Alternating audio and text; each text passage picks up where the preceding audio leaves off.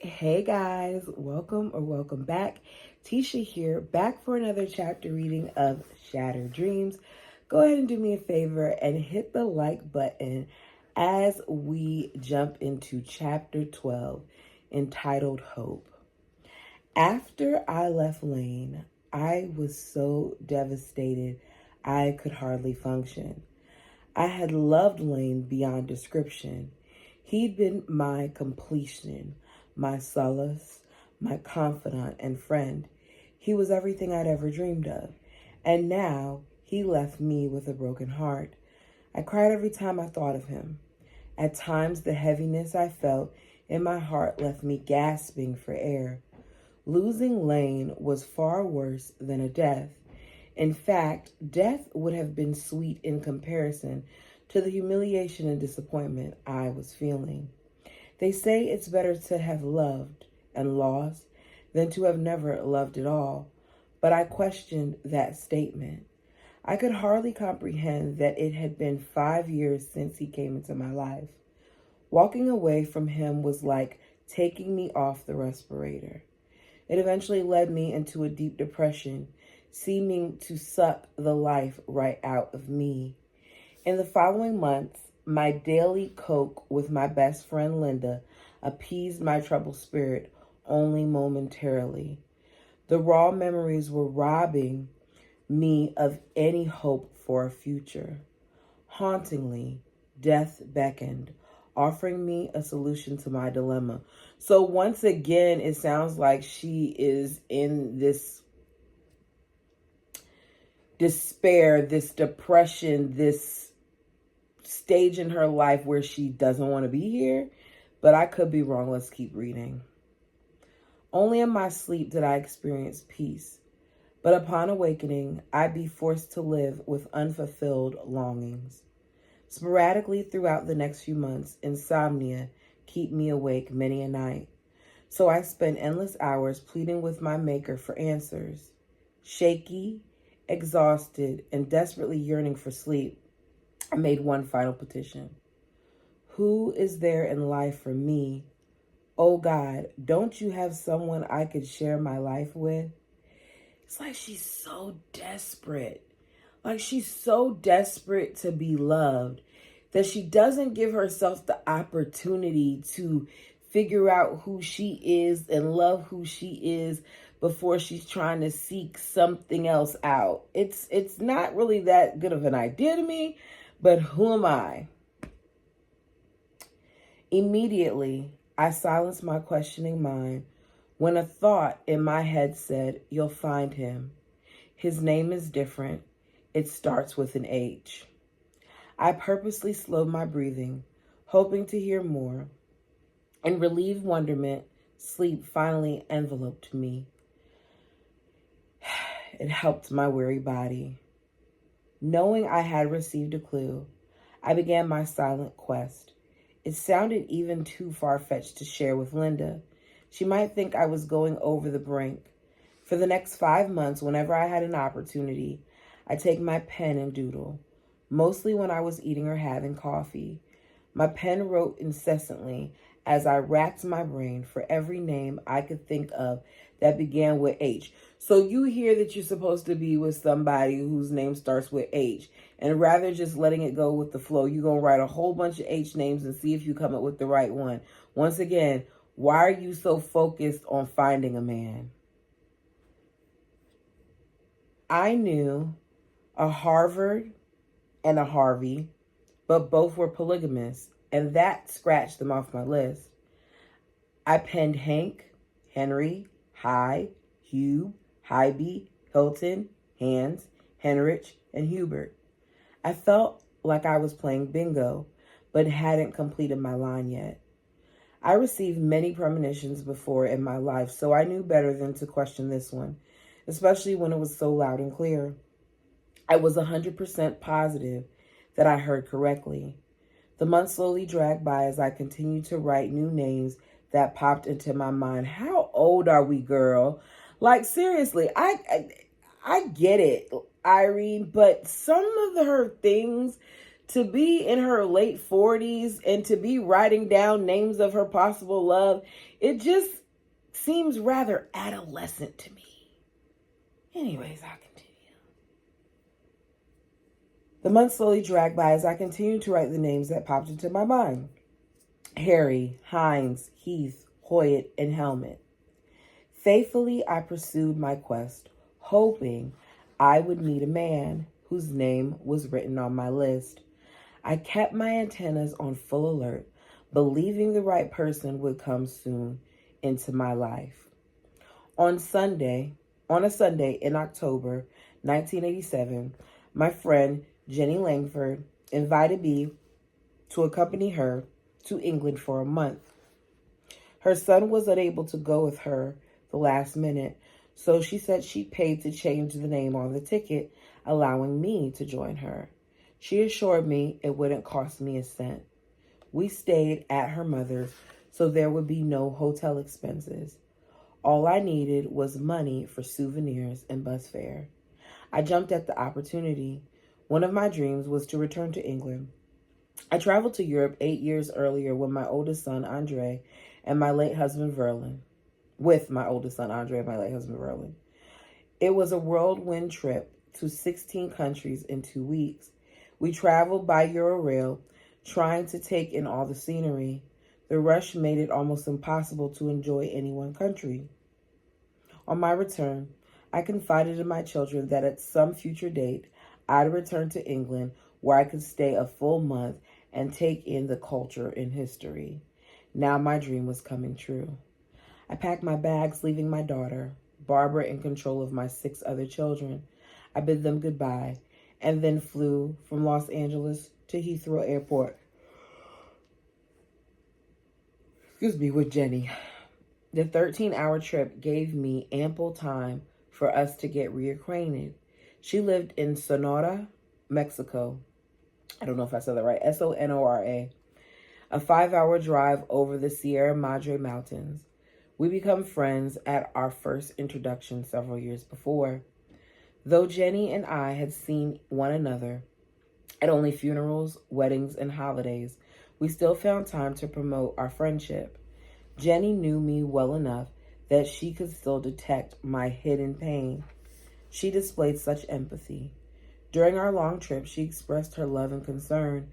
She attributed my persistent sadness to my breakup with Lane. In spite of her husband moving a plural wife into her home, she remained calm and optimistic. Her return trips to Europe were few and far apart. She missed her aged mother and her only brother, David. A few years previously, Jenny's home had caught on fire. It burnt to the ground. She lost everything she had except her determination and her faith. Throughout her conversation, she reminded me of what she termed advantages of being single. She said it would give me time to read and study as well as an opportunity to discover who I was. She pointed out how I had been such a servant to everyone, and now it was time I made new choices which would prepare me for my true purpose in life. She suggested that I search my soul and find my own truth. Jenny's mother was the perfect host, serving us tea and cookies, which there are called biscuits. Her brother David served as our tour guide throughout England to places as Big Ben and Hyde Park. I enjoyed the lush green fields of the landscape, separated not by fencing, but by beautiful green hedges. Then in Cardiff, Wales, the inviting sea with its crashing waves mesmerized me. I sat in meditation on a bench beside Jenny as the colors of the sky and the roaring of the foamy white waves soothed my spirit. Only the beauty, oh, the beauty. I was completely in awe. Our enjoyable vacation was winding down. We spent time with David's family and their best friends.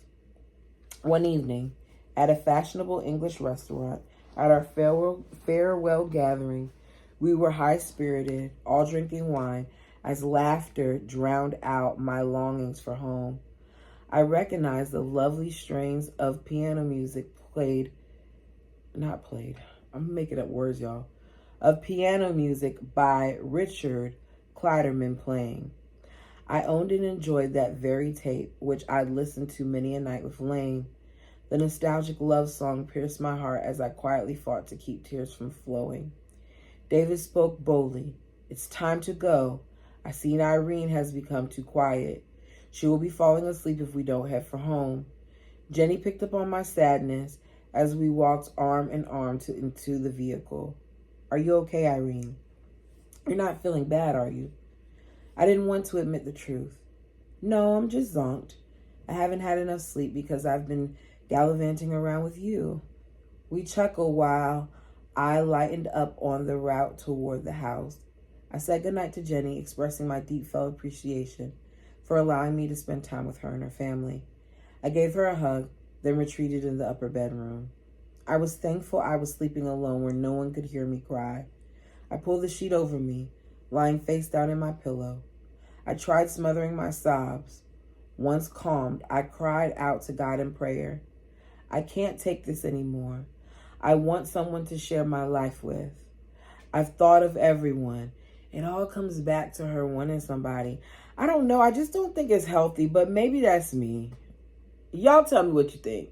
Am I just being too, critical here? Should I just let the girl long for a man, or should I, keep saying what I'm saying? I trust y'all. Tell me. I can't take it anymore, is what I said. I want someone to share my life with. I've thought of everyone. The fluorescent clock on the nightstand read 1:30 a.m. I turned over, snuggling beneath my bed cover as sleep relieved my tiredness and haunting memories of Lane. In my dream, Hector J. Spencer, an acquaintance I'd known more than 30 years, appeared to me, tilting his head as he looked at me. His broad smile seemed frozen on his face as he winked and said, "You hadn't thought of me."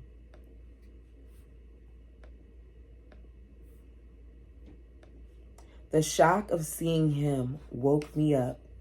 The faint morning light softly filtered through the bedroom curtains as I opened my eyes for a split second, trying to remember where I was.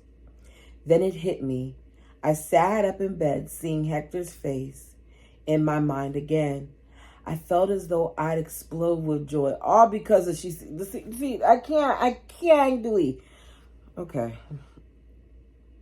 It starts with an H. Oh my gosh, Hector Spencer. I had never once thought of him. Jenny mentioned twice before breakfast how joyful I looked, even commenting on the gleam in my eyes, all because she thought about this man. I could never begin to tell her my secret. I just reveled in my newfound revelation, yearning to return to the States and get on with my life with Hector. Hector's experience with the LeBaron cult had been as dream-shattering as mine. He had seemed to have it all, a dedicated wife, Eloise, and 6 beautiful children. They were both 28 when they married in the Mesa Mormon temple. 28 seems kind of old for them. Don't they normally marry younger than that? That's different. She was a school teacher who studied with Hector at BYU, then returned to Mexico to teach grade school. Her family members were Mormons, as was Hector. He had served as a missionary for the LDS Church. Having been raised in a Catholic family, he spent time evangelizing his married... Did I skip a page? Nope. Evangelizing his married sisters, Amanda and Emma, finally convincing them to give up Catholicism and both to be baptized into the LDS Church. His Caucasian father, Joseph F. Spencer, along with his Mexican mother, Aurora, were converted to Mormonism and were sealed for all eternity into the Mesa Temple. I always find it odd when people of color become Mormons, just because some of what is said about people of color. I just always find it odd. No one knew that LeBaron family as intimately as Hector. No one knew the LeBaron family as intimately as Hector. They were neighbors who grew up together from childhood. When Hector was in high school at Juarez Academy, He often accompanied the LeBaron boys home after school and spent the night with them. They had remained lifelong friends, and even though Hector, as a bishop in the LDS church, had participated in the excommunications of both brothers, Joel for claiming to be a prophet and Verlin for living polygamy, Hector was obligated to take such drastic actions. He still respected Verlin, reassuring him that his excommunication would not interfere with their lifelong friendship. Before long, Joel, with a couple of his new converts to his newly formed Church of the Firstborn, dropped in to discuss religion with Hector. Their intention was to prove to him that the Mormons had given up the essentials of the gospel. After having such a great testimony of Joseph Smith and the Book of Mormon, Hector believed he would be able to confound his friends and lead them back to the true church in which he had dedicated his entire life to. After several long encounters with Joel and Ervil, who seemed to be great scholars, Hector was persuaded to join their church. While Hector was not fully convinced that the principle of polygamy was a prerequisite for his salvation, he was intrigued by Joel's revelation. Joel promised him, through his prophetic knowledge, that he, Osmond Jones, and Brother Daniel Taylor would embrace the truth the LeBarons revealed concerning the true order of priesthood and the return of Jesus Christ. Wanting to fulfill God's prophecy, especially after Osmond Jones' conversion, Hector secretly joined Joel's church while maintaining his position as Bishop of the LDS Dublin Ward. That is, wow. Wow, it's a lot that's going on here. It was Joel who advised Hector to play a double role, promising him that he would be able to convert all the Mormons in the colony. Joel made it very plain to Hector he was called to be a polygamist, so he'd be worthy to help usher in the millennium. So Hector was convinced to secretly marry Joel's niece, Judy Spencer, who, although they had the last name, were no relation. He was told emphatically to not reveal the marriage to his first wife, Eloise, because the Lord himself would reveal to her the glorious principle as she would soon become converted. Wait a second here. So he did even worse than what some of the other ones do, because no right hand was put into the other's hand. He went behind her back and married somebody. Ooh, this is not good. He was promised that not only Eloise, but all those in Hector's ward would be converted. Then all of Mexico, and soon the whole world. So under Joel's prophetic orders, Hector reluctantly agreed to marry Judy without anyone's knowledge, much less his wife's. This is crazy, y'all. This man how you just let him convert you like that, even though you didn't agree with what... His first red flag was on the evening of his upcoming marriage. Joel's brother Ervil, the church patriarch, called Hector to one side, privately telling him that God wanted him to get into plural marriage so badly that Ervil himself had lined up another convert's daughter, Sherry, to marry Hector in the same ceremony. So he wanted that man to not only get married in secret, but to do it to not one, but two other women. Not smart. Absolutely not. Hector was shocked that he was basically being coerced into doing someone else's bidding. His nostrils flared. No, I will not do it. Calm down. I've tried making this easy on you. Both girls will be sealed to you for eternity. But I've already, convinced Judy to let Sherry have the first night. In fact, she'll wait until Sherry's honeymoon is over. Then you can complete your obligation to her. We need to line up as many girls as possible to get you into this church. That way, we'll be sure you won't bail out. Hector began to wonder how well God's prophecies were working out. He was at the point of tears just knowing how he was deceiving Eloise, and the thought of losing her was inconceivable. But he mustered up enough courage to rely on the promises he received from Joel, believing by now he was a true prophet of God. Insulted by Ervil's unwanted plans for him, Hector walked out of Judy's house. He needed to calm his spirit and get enough courage to proceed with his marriage to her. As darkness fell, he walked down the gravel road toward the house of his friend, Bill Tucker. Bill was a brilliant convert who had previously fulfilled an LDS mission in France. While there, he was disgracefully excommunicated and sent home from his mission because he was teaching that the LDS church had apostatized.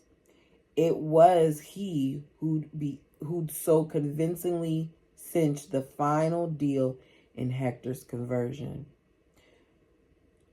Through the shadows of the night, he encountered another convert, Brother Joseph Parsons, who reluctantly moved his turkey business from Utah to Mexico so he would be numbered among God's chosen few.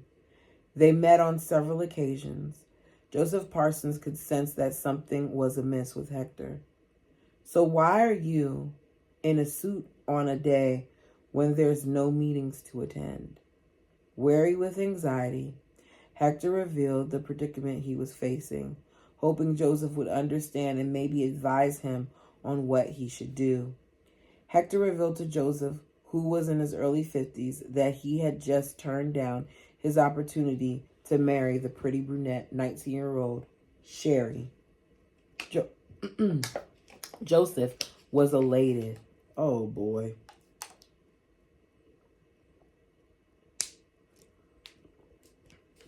He saw it as a chance for him to get into plural marriage through his wife. Bessie had no clue what he was up to.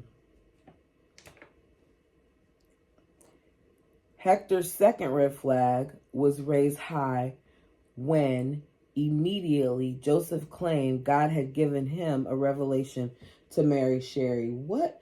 See, this is what I'm saying. Everybody wants what they want, and they're willing to do whatever they can do to get it. Like, we all just gonna sit here and act like we're both supposed to marry the same person. Did the Ervil thinks, or whoever it was, thought that he was supposed to marry him. Now this one thinks that it's too much. Excitedly, Joseph shared the holy whisperings of the Spirit with Ervil, hoping he would give him permission to solve Hector's problem. Ervil agreed that God had intervened. Wow, it's amazing how we put things that we want on him so often, huh?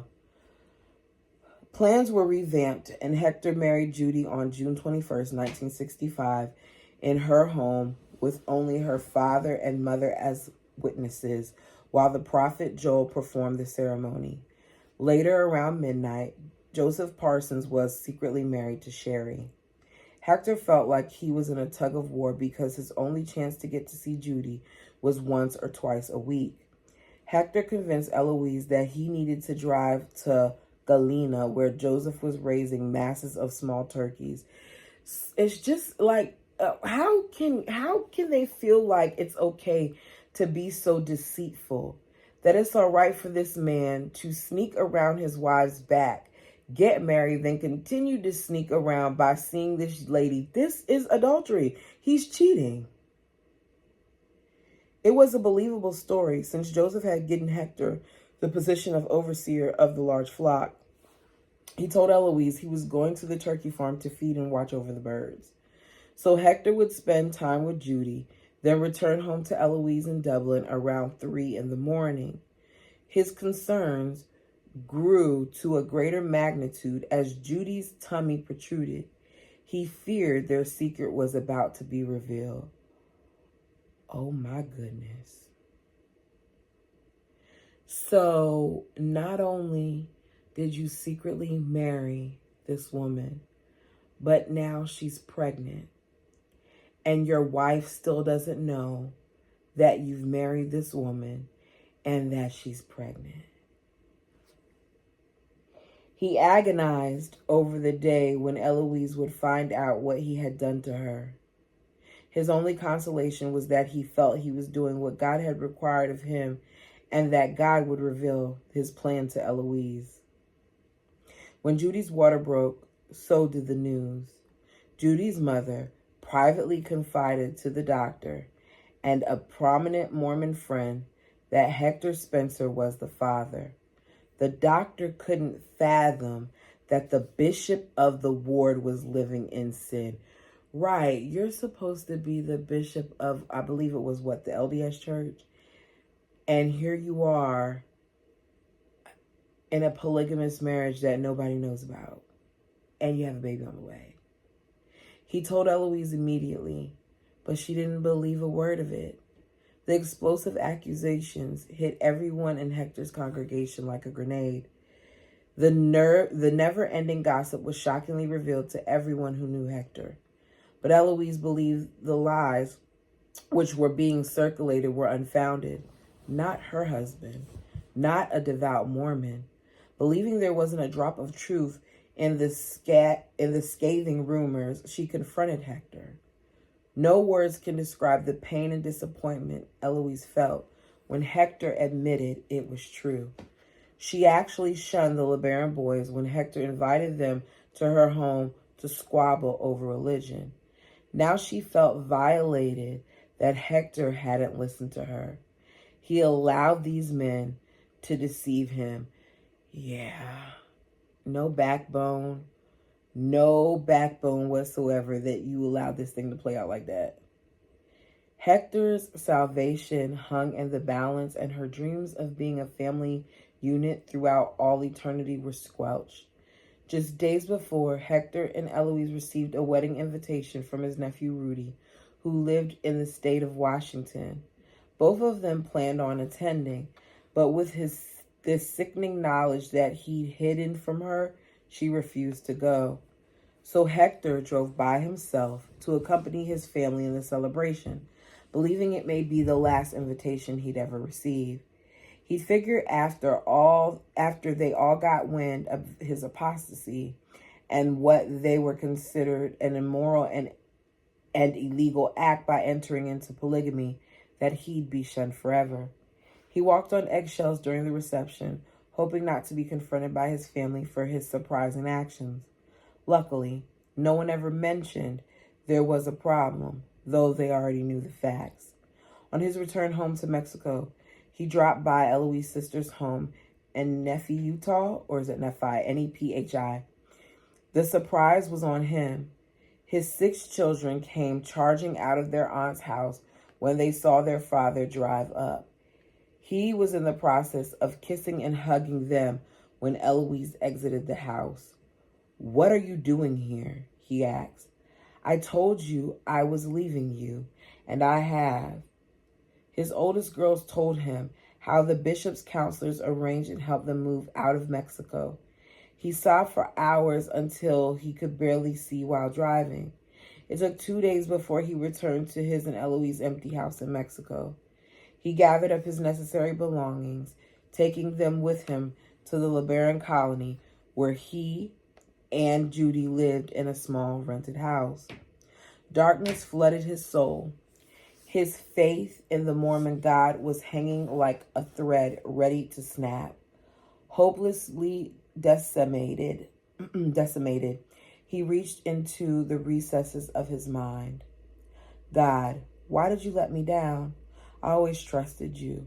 Where are your promises I was to fulfill when you told the prophet Joel that if I would marry Judy, that you would personally reveal it to Eloise and she would accept it?"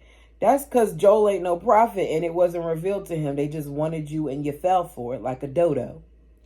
"I can't believe what's happening because your promises were that she'd embrace my actions, then all the Mormons in my ward, then all of Mexico, then the whole world.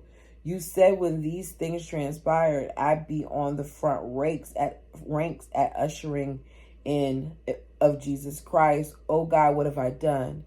He was completely let down when only 2/3 of Joel's prophecy came true, because only Osmond and Hector left the LDS church, but Daniel Taylor stayed. Though it was too late, he remembered the passage in the Bible from Deuteronomy 18:22. "When a prophet speaketh in the name of the Lord, if the thing followeth not, nor come to pass, that is the thing which the Lord hath not spoken, but the prophet hath spoken it presumptuously. Thou shalt not be afraid of him." Hector wished he had more faith and used the Bible as his measuring rod. He arrived home where his intention was to go inside to see Judy and tell her Eloise had moved to Utah and he was now home with her for good. Too upset to even think, he parked the car. After being too taxed physically after his long journey, he didn't feel like explaining to her what happened. He needed to gather his thoughts.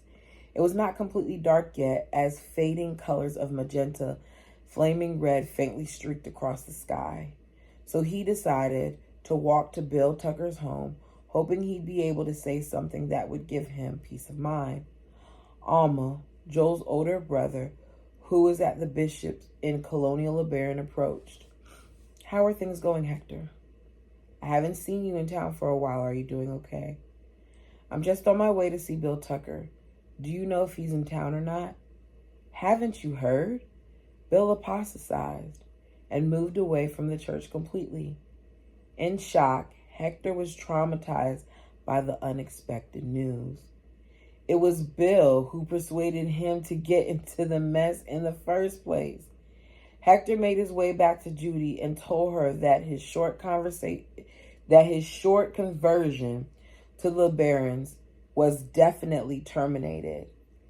As soon as arrangements could be made, he and Judy moved to Phoenix. They gave up Mormonism and never looked back. I met Hector J. Spencer for the first time 34 years earlier when I was 17 years old. He stopped at the head of the LeBaron Ranch to visit Verlin, who was regulating the water in the irrigation ditch. I hadn't noticed Verlin wasn't alone until I approached the orchard and discovered a stranger conversing with him. Verlin smiled warmly as he greeted me. It's a picture here of Irene and Hector in their early 20s. I should have had the tablet. Can y'all see? Yeah. Oh, y'all can see it. Yeah. That's them in their early 20s. "Come over here and meet my lifelong friend, Hector Spencer." I shook the light-skinned, handsome Mexican's hand, yet wondered if I made the wrong assumption about his ethnicity. When I heard his last name was Spencer, I was taken aback. His flawless English didn't have a hint of an accent. His dark, slick-back hair and inviting brown eyes were expressive, and I longed for association with someone who spoke English. My sister-in-laws, who lived on the ranch, knew no English. I felt deprived when I tried to socialize because I was barely able to decipher the gist of the conversation. So it was a real pleasure to visit with Hector. Through our brief conversation, I learned he was the Mormon bishop from colonial Dublin. He told me that his mother was Spanish and had believed in Catholicism, while his Caucasian father had been an inactive Mormon until he converted them both to Mormonism. "Are you related to the Spencer family who lives up the valley at Spencerville?" "No. 2 generations ago, our last name was Perkins. My grandfather had changed it when he arrived in Salt Lake City." Verlin joked with Hector about his excommunication from the LDS Mormon Church for marrying me as a plural wife. I could tell by the friendly conversation that neither one held any resentment toward the other. They had been neighbors and friends forever, and neither of their actions would ever jeopardize that fact. In April of 1963, Verlin invited me to accompany him to Nuevo Casas Grandes. I was elated, so I donned my new tan cotton checkered dress I just finished showing the day before. I hoped neither Charlotte nor Lucy would question Verlin's decision. It certainly wasn't because I was favored. It was simply because he wanted to take me with him this time. I sensed Verlin was under pressure. He seemed to always be in trouble no matter which wife he invited. Many times feelings of jealousy would arise from the 2 wives who had to remain home. I know because I was invariably one of them. My euphoria was tainted with guilt because in my heart I felt it was really Lucy's turn. But submissive, shy Lucy never questioned Verlin's judgment, nor tried to convince him to do otherwise. Therefore, When Verlin told her he was taking me, she sweetly offered to tend my 6 small children for the day. The oldest wasn't quite 8. Unless you shared a husband with another woman, you'll never understand, but I felt like a bird that escaped from its cage. I could hardly imagine just the 2 of us finally alone, away from the vigilance and scrutiny of his other disappointed wives. Once we'd driven over the summit, out of their sight, I slid across the truck seat to sit as close to Verlin as possible. Alone at last, I sighed. I wanted to touch him, to tease and laugh, to be able to express myself fully now that I had no other wife around. I was practically thrilled once we arrived in Nueva Casas Grandes, especially when Verlin decided to drive another 2 miles to the home of Osmond Jones. He and his wife, Velma, were Verlin's longtime friends who'd been Mormons in good standing until a few months earlier when Osmond had taken a plural wife also. Verlin drove in the dirt driveway of Osmond's house, then parked in the backyard just as Osmond and Velma were exiting their back door. We could see the surprised look on their faces. After warm greetings, Verlin asked, "Where are you 2 going all dressed up in your Sunday best?" "We're going to the funeral of Hector Spencer's father and mother. I guess you haven't heard. They were shot to death in their small store." "What?" "In their small store." Verlin expressed his complete shock and deep sadness. His heart went out to Hector because of his loss. "Come with us," Osmond insisted. "We'll show our respects by attending the funeral." But then, trying to be tactful, he turned to Verlin to make a request. "Could you have Irene go inside with Velma so she can loan her something more suitable to wear?" I was crushed by his statement because I felt my new dress was about as pretty as anything I'd ever owned. She was excited to put on that dress, so I wonder what was wrong with it. Maybe it was not fancy enough, I guess. I don't know. I finally gotten a new piece of material from the States, then gone to great lengths to see that it was perfectly sewn for special occasion. I thought it looked beautiful, especially after all the hand-me-downs I've been forced to use for several years. Now that Verlin and Osmond were both polygamous, I knew they would feel more comfortable attending a Mormon function together. However, in my humiliation, I retorted, "No, Verlin, we better go our own way and we'll visit another time." Because he told her that he wanted her to put on something different. I guess it bothered her. At Verlin's insistence, I gave in and followed Velma into her house to change into something more presentable. She loaned me a gray wool skirt, a matching jacket, and a white blouse, which fit me a little too snugly. She suggested I use some of her makeup, but I declined, telling her that it was contrary to Verlin's wishes.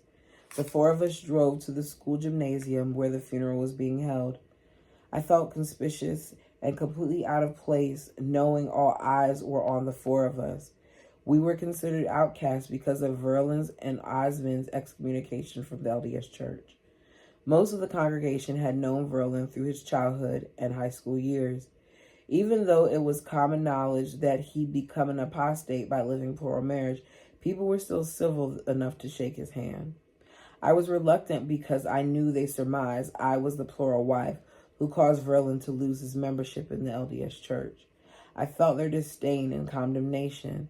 The crowd's judgmental eyes weren't diverted even after we'd taken our seats on the folding chairs. "So you got me changing my clothes so I could come into this situation where these people don't even really want me here. Got it." A few of the Mormon women had previously been introduced to Charlotte. They already knew she was Verlin's wife and heard rumors that I was the second. Therefore, their icy stares hurt my pride. I wished I could have become invisible. Moreover, I wished I had listened to myself by refusing to attend the funeral. I wanted to be recognized as his wife, not the third wheel. I wanted acceptance, which I could see was never going to happen among these people. A long line of mourners walked slowly past the two open caskets and expressed their condolences to the surviving family. I wonder who shot them. As the line moved forward, I leaned into Verlin, walking close behind him. This was my first and only time I'd seen Hector's parents. His mother, Aurora Navarez, and his father, Josiah Fleming Spencer. When Verlin and I gazed into the casket, Osmond whispered how sad they were so close to celebrating 50 years of marriage. We all felt the injustice of such a dastardly deed, asking ourselves why anyone would gun down an innocent elderly couple. Hector stood next to the caskets, accompanied by his two sisters, Emma and Amanda. Stoically grieving, he embraced us, expressing his thankfulness that we come to comfort them in their time of sorrow. I am pleased that I can still remember perfectly the faces of those dearly departed souls. Little did I know that they would become my father and mother-in-law. I regret that I never had a chance to know them, especially when Hector held them in such high esteem. And so Hector and I had come from the same background, broken emotionally and spiritually from the abusive manipulative LeBaron cult and its twisted teaching. I wondered, with our past, would we have a future? And that is how we end chapter 12. Y'all let me know what you thought of this reading. How do we feel? I know I gave Irene a hard time because it's all about love and finding a man, and ooh, I need a man. But it does seem like she will find that in Hector Spencer, since her last name is Spencer. Anyways, thank you guys so much. Like the video if you haven't done so already. It helps the channel. We're on the road to 2,000, and I hope to get there sooner than later. Until next time.